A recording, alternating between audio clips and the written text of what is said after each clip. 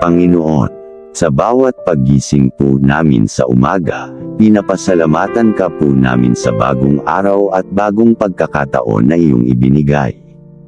Gabayan mo po sana ang aming mga hakbang upang kami manatili sa iyong landas ng kabutihan at pagmamahal.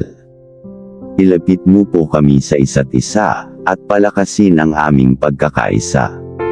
Naway kami po ay maging instrumento ng iyong kagandahang loob, pag-asa, at liwanag sa mga tao sa paligid namin.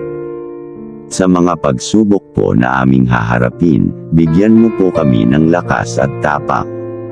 Turuan mo po kaming magtiwala sa iyong plano at maging handa sa anumang hamon. Hiling po namin na palaging maging gabay ka, hindi lamang po para sa aming sarili, kundi para sa mas malawak na komunidad. Sa pangalan ni Jesus. Amen.